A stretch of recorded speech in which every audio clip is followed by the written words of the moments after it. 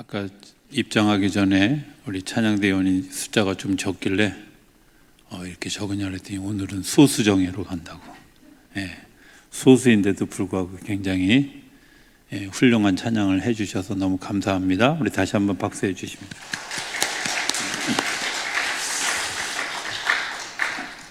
할렐루야. 하나님 살아계십니다. 살아계신 그 하나님의 은혜와 평강과 축복이 저와 여러분들 그리고 영상으로 예배하는 분들에게 함께하게 되기를 주의 이름으로 축복합니다. 종교가 생겨진 기원 또 그 시작을 이렇게 살펴보면 필요에 따라서 되어졌죠.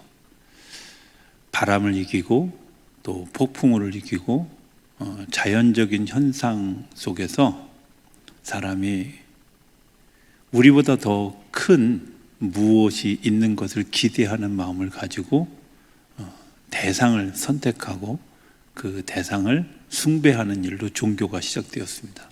그러니까 대부분 자연 또 그리고 우리를 도와줄 중재자, 힘 있는 자들 이런 것들을 택해 갔죠.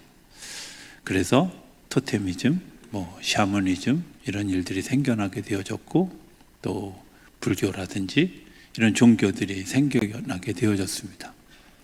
그런데 그 종교와 좀 다른 형태의 종교가 기독교입니다. 기독교는 땅에서는 그 흔적을 찾아볼 수 없는 하늘에서부터 땅을 향해서 이루어진 그런 역사를 이야기합니다. 좀 다르죠. 샤머니즘이나 이런 소위 종교가 가지고 있는 특징들이 나 혹은 너 이 정도의 시선에서 머물러 있었다고 하면 기독교는 나하고 너라는 시선에서 조금 더 넓게 확장되어져 가는 그런 일들을 보게 합니다. 우리나라에 1884년에 기독교가 들어왔습니다. 여전히 그때도 우리나라는 나하고 너가 중심이 되는 그런 기복주의적인 신앙생활을 했습니다. 그런데 1999년에 일어났던 3.1운동을 준비하는 그 여러 과정을 지나면서 처음으로 기독교가 나하고 너가 아닌 사회를 바라보는 시선을 가지게 됐죠. 그래서 조만식 선생님이 주도했던 국제보상운동이라든지 또 많은 사람들이 주장했던 3.1운동이라든지 이런 운동들이 일어나게 되어진 배경에는 나만 생각하는 혹은 우리 가족만 생각하는 그런 범위에서 조금 더 큰 범위로 넓혀가기 시작했습니다.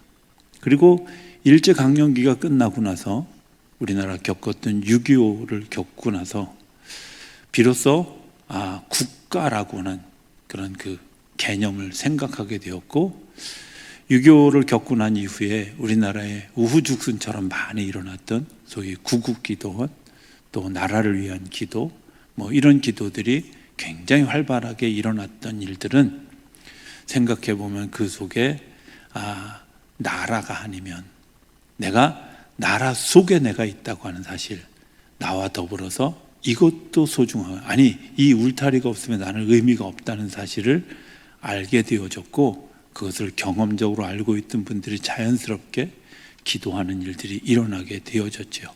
그런데 요즘에 와서 시간을 이렇게 돌이켜 교회를 돌아보면 그리고 기도하는 내용들을 돌아보면 굉장히 좁아져 가고 있는 다시 아마 많은 그 종교 전문가들이 얘기하는 기복주의적인 신앙으로 가고 있다라고 이야기하는 속에는 하나님이 우리에게 보여주셨던 사회, 국가, 민족, 세계를 바라보지 못하게 하는 우리들의 욕심이 있는 것이 아닐까 하는 생각을 해보게 됩니다. 사람의 몸에 중심이 되어지는 배, 이 허리, 오늘 그 얘기를 좀 하려고 하는데 사실은 이 배와 이 허리가 가지고 있는 힘이 굉장히 있습니다. 우리의 그 모든 이 소화기관이 다 배에 있습니다. 아시죠? 그런데 그 배에 그 소화기관이 이제 소화를 통해서 온 몸에 그 에너지를 다 공급하는 역할을 하는 것이 사람의 배입니다. 그런데 그 배가 그 공급하는 것을 멈추고 자기 욕심을 부리기 시작하면 굉장히 엉뚱한 일이 일어난다는 거예요. 그게 우리 몸에서도 변화가 일어나는데, 제가 뭐 요즘은 잘 하지 않습니다만은 한동안은 이렇게 막 어려운 일이 있으면 제가 이제 며칠씩 금식하는 일들을 합니다. 금식할 때 이 쾌감이 있죠. 몸무게가 빠지는 그 쾌감이 있습니다. 저는 잘 빠지지도 않습니다. 보통 어떤 경우는 3일 금식하고 나는데 500g 느는 경우도 있으니까.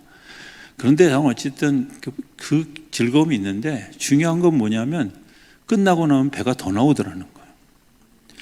너무 이상했어요. 그래서 어느 날 병원에서 임상병리를 전공하는 의사인 친구에게 제가 물었습니다. 야, 도대체 이거 왜 그러냐? 그랬더니 이 친구의 설명이 이렇습니다.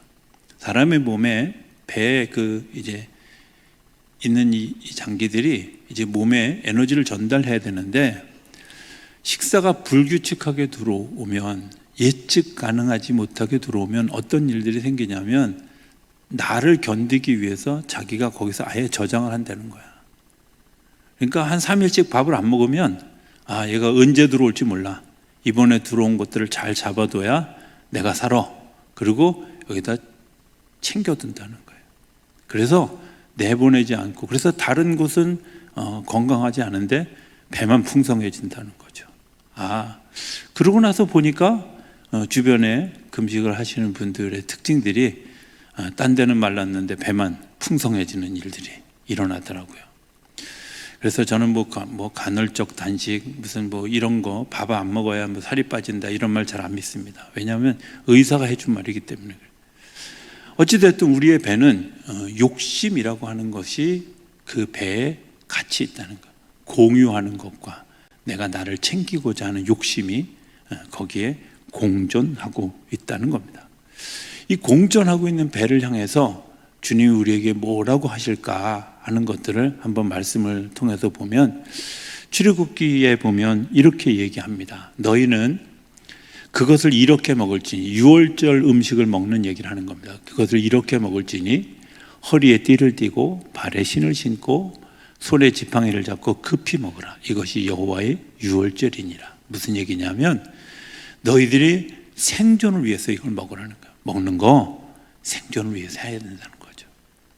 지금 이 문제는 죽고 사는 문제가 그냥 내가 한번 먹었을 때 나를 견디는 문제가 아니라, 지금 이 유월절 양식은 영원한 생명을 향한 하나님의 명령인데, 그것을 어떻게 허리에 띠를 띠고 네 배를 채우라는 거예요. 반면에 열왕기상 20장에는 이렇게 이야기합니다. 그의 신하들이 그에게 말하되 우리가 들은즉 이스라엘의 집의 왕들은 인자한 왕이라 하냐, 만일 우리가 굵은 배로 허리를 동이고 테두리를 머리에 쓰고, 거기까지만 하겠습니다. 자, 인자한 왕인데 우리가 그 인자한 왕들을, 인자를 경험하기 위해서는 뭘 해야 되냐면 허리에 그 배를 굵은 배로 해서, 다시 얘기하면 회개하는, 내가 욕심을 부렸던 것에 대해서 돌이키지 않으면 그러한 일들이 우리 안에 임하여지지 않는다는 거예요. 그러니까 진짜 회개는 어디서부터 시작해야 되냐면 내 욕심을 가지고 있는 내 배로부터 회개가 되어지는 거죠. 왜냐? 이 배가 욕심을 채우는 것입니다. 그 욕심을 채우는 일들을 욥기는 뭐라고 설명하냐면, 욥기 15장에 이렇게 설명합니다. 그의 얼굴에는 살이 찌고 허리에는 기름이 엉기었고. 이해되시죠? 그냥 느낌이 확 오잖아요. 얼굴에 살이 찌고 허리에는 기름이 엉기었고. 더 놀라운 건 제가 오늘 표시는 안 했지만 사무엘상 2장에 보면 엘리 제사장이 굉장히 비대해서 몸을 이렇게 가누지 못하다가 아들 둘이 흠니와 비나스가 죽었다는 소식을 듣고 그가 의자에서 있다가 넘어졌어요. 넘어졌는데 성경에 보면 목이 부러져 죽었더라 그랬어요. 왜 목이 부러졌을까요? 딴 데 부러질 데가 없으니까 부러진 거죠. 그만큼 비대해졌다. 욕심 부렸고 그 욕심이 그런 결과를 낳게 되어졌다. 또 누가복음 15장 15절에 보면 돌아오는 탕자의 그 모습이 이렇게 얘기합니다.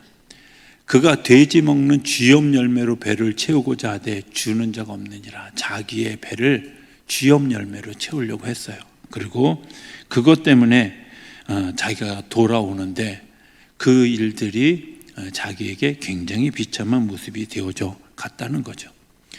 우리가 기독교를 믿는 이유가 뭘까? 그것은 하나님이 우리에게 하늘에서 내려다 보아서 나와 너뿐만 아니라 내 사회와 국가와 민족과 세계를 바라보게 하는데, 우리의 그 배의 기능이 그런 것들을 다 나누어 주고 풍성하게 내어주는 것 때문에 생명력을 가지도록 하는데, 우리가 우리의 욕심을 부리기 시작하고 샤머니즘화 해버렸다면 어떤 일들이 일어나냐면, 우리 안에서 이런 일들이 쌓여져 건강도 해치고 삶을 망가뜨리는 일들이 일어나게 된다는 겁니다.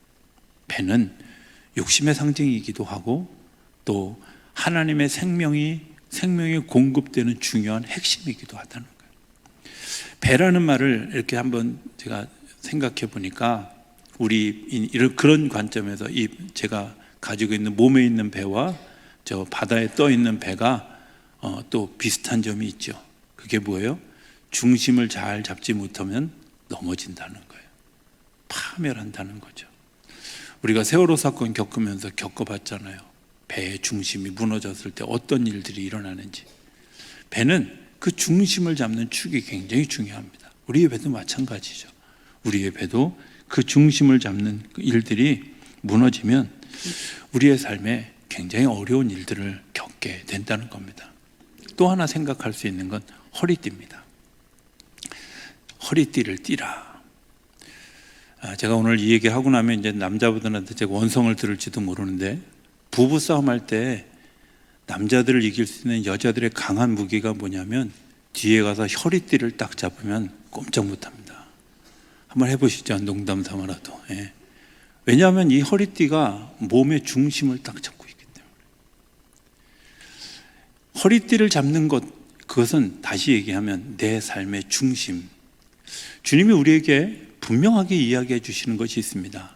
어느 누구도, 어느 종교의 창시자도 얘기하지 않은 이야기를 예수님 하시는데, I am, 나는 누구다 라고 자신을 표현하면서 나는 길이다, 나는 진리다, 나는 생명이다, 이렇게 얘기해요. 예수님이 그 말만 한 게 아니라 우리가 인생을 살아가면서 살아가야 될 모든 길들을 주님께서 보여주시죠. 주님이 진리이신 것을 우리에게 알게 하시죠.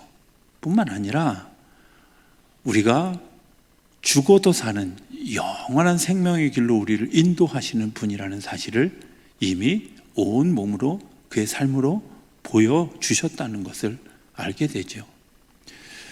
세상에는 중재가 필요한 그런 수많은 일들이 있습니다. 프랑스의 유명한 그 철학자인 베르그송이라고 하는 분이 있습니다. 이분은 굉장히 범신론, 다시 얘기하면 신에 대해서 이렇게 좀 침범하는 좀 무신론자에 가까운 분이었습니다. 그리고 세상의 평화나 이런 것들을 지키는 것, 그건 하나님이 지키는 것이 아니라 사람이 충분히 가능하다, 이렇게 이야기했던 분입니다. 제1차 세계대전이 끝나고 난 이후에 어떤 기자가 그 베르송에게 그렇게 질문했습니다. 아직도 우리 인류의 희망이 있다고 생각하느냐? 평화가 가능하다고 생각하느냐? 라고 질문했을 때, 네, 아직도 희망이 있다고 생각합니다. 네, 아직도 인류는 그 평화를 지킬 수 있다고 생각합니다. 라고 대답했습니다. 그런데 2차 세계대전이 끝나고 난 이후에 그가 태도를 살짝 바꿨습니다. 뭐라고 얘기하냐면, 인간은 더 무서운 비국의 파멸을 가져오게 되어질 것이고, 인간은 인간을 구원할 수 없는, 어떻게 생각하면 우리보다 더 높은 존재가 이 일을 교훈을 주고 지혜를 주고 중재하지 않으면 우리는 이 평화를 지킬 수 없을 것입니다 라고 이야기합니다. 저는 종종 이런 생각을 합니다. 사람과 사람 사이에 분쟁을 해결할 수 있는 사람들이 누구일까? 요즘에 이제 최근에 많이 붐처럼 일어나고 있는 소위 주례 없는 결혼식을 제가 몇 번 가서 보게 되었습니다. 이런 생각을 하게 됐습니다. 저 부부가 문제가 생겼을 때 누가 중재해 줄까? 저 부부가 문제가 생겼을 때 이것에 대해서 지혜를 주는 일들은 누가 해줄 수 있을까? 이런 질문을 하게 됐습니다. 베르그송이 거기에 대해 대답합니다. 제3의 존재, 이 모든 것들을 같이 포함할 수 있는 누군가가 우리의 삶에 중재하지 않으면 우리는 삶의 축복도 삶의 저주도 우연히 되어진 것이라고 착각하게 된다는 거죠. 아니요, 축복은요 하늘로부터 주어지는 겁니다. 그래서 하나님께서 우리의 삶의 중심에 오셔서 중재해 주시고 인정해 주시는 거죠. 그분이 진리이시기 때문에. 우리가 진리의 허리띠를 쥐어야 되는 이유는 뭐냐 하면 그분이 진리이기 때문에 그분의 중재에 대해서, 그분의 권위에 대해서 내가 아멘 하는 겁니다. 인간을 바라보는 두 가지 관점이 있습니다. 하나는 유물론적 관점이고요, 하나는 창조론적 관점입니다. 다 아는 얘기일 것 같습니다. 그러나 내용이 좀 다릅니다. 이런 내용이죠. 유물론적 관점의 특징은 사람은 동물입니다. 왜? 동물이 진화해서 사람이 되었다고 생각하는 거죠. 이 세계의 세상은 뭐냐? 적자생존입니다. 또 약육강식입니다. 그리고 생존 경쟁입니다. 이 세 가지 단어가 없는 그런 유물론적 세계관은 없습니다. 그래서 사람들이 강해져야 되고 더 많이 돈을 가져야 되고, 그리고 내가 더 명예를 가져야 되고 권력을 가져야 된다고 생각하고, 그것 때문에 끊임없이 싸움이 일어납니다. 심지어 뭐라고 얘기하면 인생이 정글이다 라고 이야기합니다. 굉장히 두려운 일 아니겠습니까? 그런데 어떤 학자는 뭐라고까지 얘기하냐면, 사람이 동물인데 동물 중에도 가장 사악하고 비겁하고 잔인한 동물이라고. 요즘 전쟁을 보면 그런 생각이 들지 않습니까? 정말 사악하고 비겁하고 잔인한 동물이 분명합니다. 그런데 창조론적 인간과는 좀 그렇지 않습니다. 그 동물과 같은 그런 우리의 몸에 하나님의 영을 넣어주셨다는 겁니다.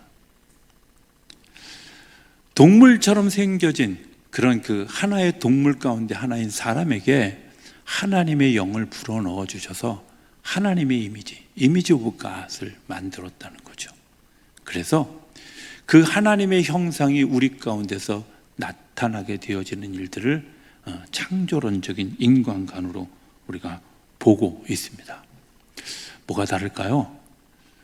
우리의 본성대로 우리가 삶을 살아가면서 내가 이겨야만, 내가 강해야만, 내가 능력이 있어야만 살아가는 그런 일들을 살아갔던 세상에서 하나님은 사랑하는 것으로 그것을 포함하고 희생하는 것으로 그것들을 품고, 그리고 그것들을 위해서 내가 무릎 꿇어주는 것을 통해서 세상을 연합하게 하신다는 사실을 이야기하고 있습니다. 어느 쪽이 가능할까요? 저는 이런 일들을 묵상하면서 이런 생각을 해보게 됩니다. 하나님이 우리에게 보여주시는 세상, 우리에게 가르쳐 주시는 사람, 이렇게 가르쳐 주시는 이 사회, 우리가 무엇을 볼 수 있을까 하는 것들을 생각하게 되죠. 신학교 1학년 때 예수 그리스도의 생애와 교훈이라고 하는 작은 책자 하나를 가지고 한 학기 수업을 하게 되었습니다. 수업을 시작할 때 교수님이 이렇게 질문했습니다. 여러분들 신학교 들어오기 전에 복음서 다 읽으셨죠? 복음서 안 읽고 신학교 가는 사람이 어디 있겠어요? 다. 그러면 이 예수 그리스도의 생애라는 책과 복음서와 다른 게 뭡니까? 라고 질문했어요. 아무도 대답하는 사람이 없었습니다. 아니, 그때는 그런 질문조차도 이해가 되지 않았습니다. 여러분들이 이 수업을 다 마치고 난 다음에 한 학기 수업을 마치고 난 다음에 거기에 대한 답을 얻기를 원합니다. 그런데 죄송하게도 저는 한 학기가 지난 것뿐만 아니라 신학교를 졸업하는 거의 그 시점에 깔 때까지도 예수님의 생애와 복음서가 다른 것들을 잘 몰랐어요. 예수님의 생애는 그냥 인간 예수로 살았던 삶의 이야기예요. 예수님이 언제 태어났고요, 언제 예루살렘 성전에 가서 사람들과 그 제사장들과 이야기했고요, 30세부터 공생애를 시작했는데 예수님의 행적들은 이러이러했습니다, 이런 역사들이 있었습니다 하는 것이 예수님의 생애였어요. 복음은 그분이 나를 구원하신 그리스도입니다 라는 것을 아는 거예요. 괴테라고 하는 사람이 이런 이야기를 했습니다. 세상에서 가장 작은 나라에 가까운 이스라엘이라고 하는 그곳에서 불과 33년의 인생을 살았던, 그리고 제자라고는 12명밖에 없었던 그 사람이 세계를 변화시켰을 것이라고 누가 생각했겠냐고. 그런데 그 세계를 변화시키는 힘에는 인간 예수가 아니라 우리를 구원해 주시는 그리스도 예수, 나를 위해서 죽으시고 나를 나 되게 하시는 그 그리스도의 사랑 때문에 세상이 그렇게 되어졌다는 거죠. 조금 설명해 보면 이런 것 같습니다. 제가 언젠가 한번 곽선희 목사님 설교집에서 읽었던 한 예화 하나가 생각이 났습니다. 인천에서 목회를 하셨었다고 그래요. 유학 가기 전에 인천에서 목회할 때 어떤 한 가정에 갔는데 그 가정에 9남매가 살았대요. 굉장히 가난한 집인데 그 집에 갈 때마다 느끼는 건 너무 사랑이 풍성하다는 거예요. 어느 날 이해가 잘 되지 않아서 이제 큰 아이에게 질문을 했답니다. 한번 얘기 좀 해봐. 이렇게 화평할 수 있었던 이유가, 글쎄요, 식구들도 잘 모르죠. 그런데 여러 이야기를 하는 중에 이제 큰 아이의 이야기 가운데 이런 이야기가 있었습니다. 어머니 아버님이 굉장히 고생해서 우리 8남매를 키웠는데 아버지 먼저 돌아가시고 어머니가 그 9째 막내를 낳다가 어머니도 사산을 하셨다는 거예요.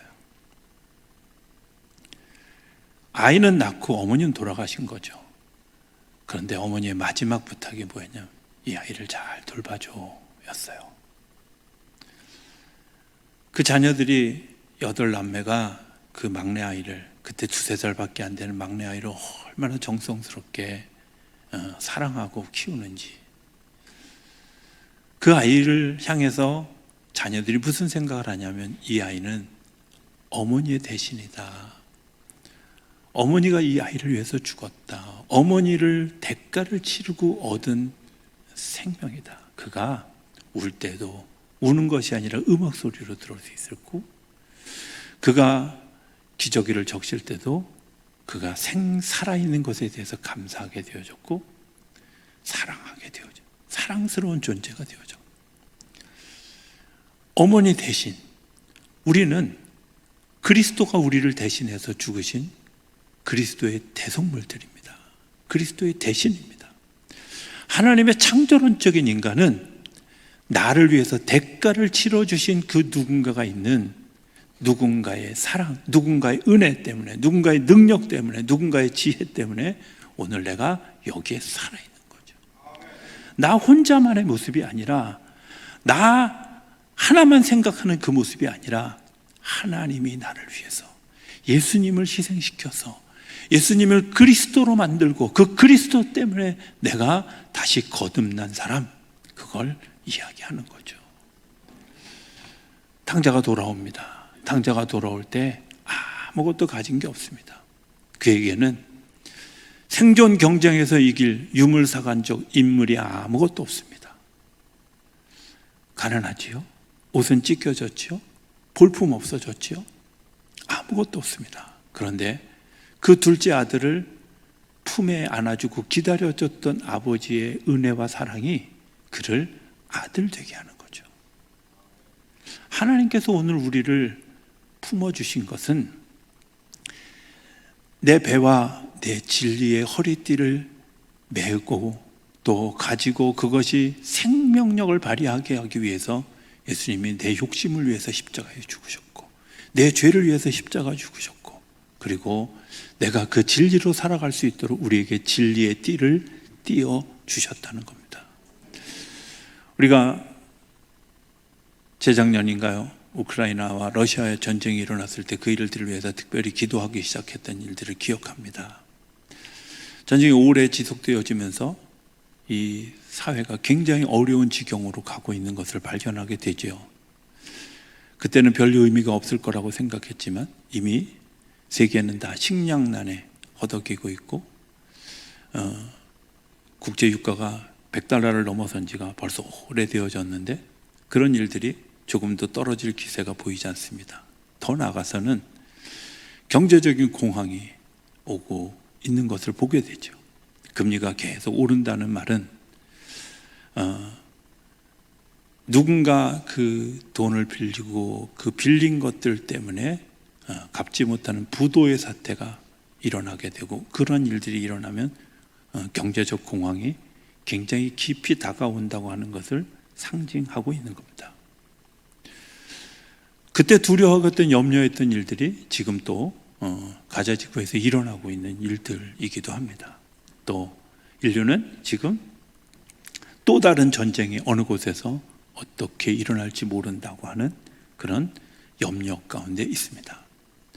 우리가 무엇을 할 수 있을까? 하나님이 우리들의 삶에 중재해 주기를 그리고 그 값을 치러주어 우리를 구속해 주시고 대속해 주시기를 구해야 하는 때가 이때가 아닐까. 주님 우리에게 다행히 뭐라고 약속해 주시냐면 내가 내 배에서 생수의 강이 흐르도록 누구든지 목마르거든 내게서 와서 구하라고. 내가 너희와 함께 가겠다고. 내가 너희에게 생수를 공급해 주시겠다고. 진리의 허리띠를 띠고 걸어가라. 내가 너희에게 방패가 되어주고 성령의 전신갑주를 입혀주시겠다고 약속하시는 거죠. 오늘 내가 무엇을 할 수 있을까? 내가 그 주님과 함께 같이 걸어가고 주님과 함께 그 걸음을 걸어가면서 하나님께서 주실 그 지혜를 따라 기도하고 또 하나님의 명령을 따라 걸어갈 때 우리 안에서 새로운 희망을 보는 그 소망의 나라에 이르는 귀한 역사가 우리 가운데 일어나게 하실 줄로 믿습니다.